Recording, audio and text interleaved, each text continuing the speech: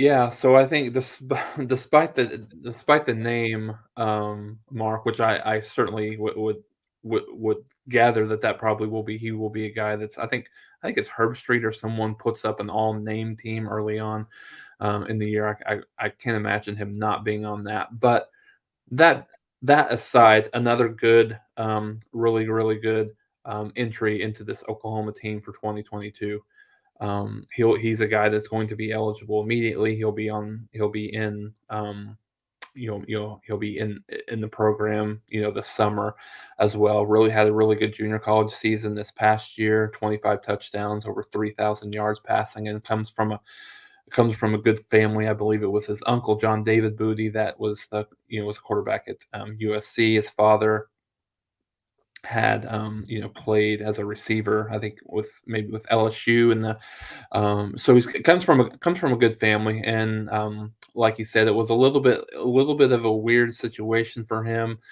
You know, his senior year in high school was really right in the middle of the COVID pandemic situation, so he elected to go the junior college route. I don't think it had anything to do with grades per se, but he felt like he needed an extra year to kind of show the scouts and show everybody that he has the ability to play, at the next level. And so, like I said, had a really good year.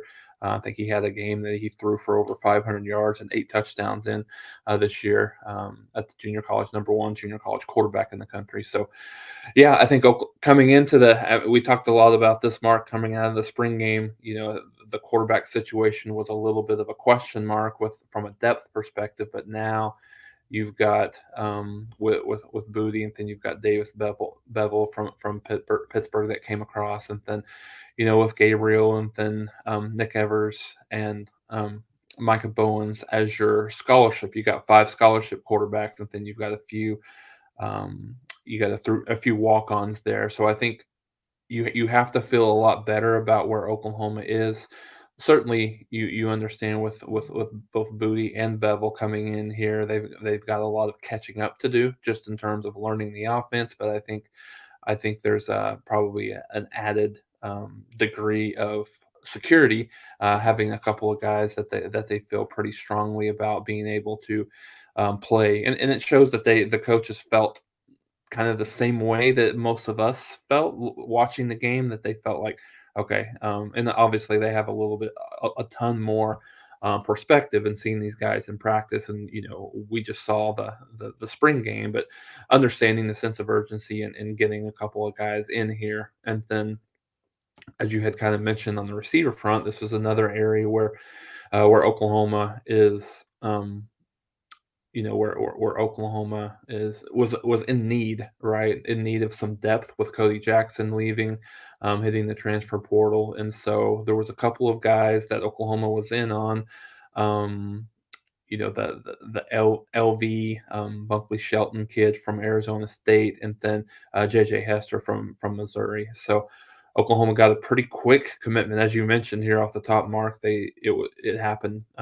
I think not too long after we went live last Wednesday. I believe it was last Thursday that he made the commitment, and I think a lot of people thought Oklahoma had a pretty good insight into him just because of the fact that he's an Oklahoma kid, has a really has a good relationship with a fellow Booker T. Washington commitment for Oklahoma, and then just a position that Oklahoma obviously felt like they needed to get some added depth in. So good commitment for Oklahoma there.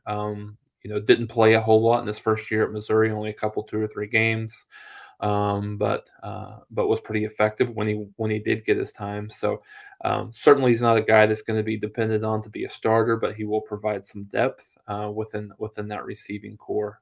Very much a scat back type of wide receiver. That has the ability to break the long one.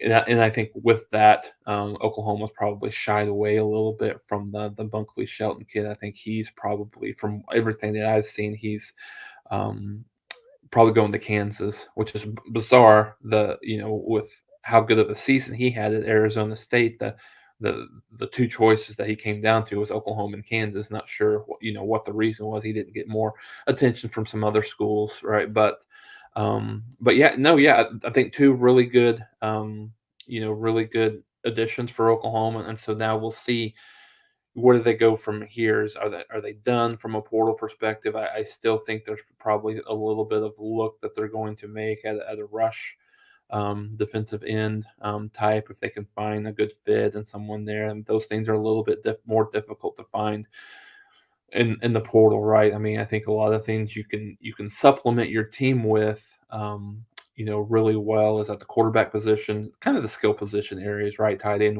receiver, running back. And then on the defensive side, I think you've got cornerbacks and safeties that are pretty widely available, and I think probably the more selective with it, that you have to be not necessarily be selective, but really there's not a ton of opportunity there is at the offensive defensive line and at the linebacker position. So it might be a little bit of a needle in the haystack, but if they find someone they feel is worthy of there from a defensive end, I think that would be another thing to look for here in the next couple of weeks, a month or so.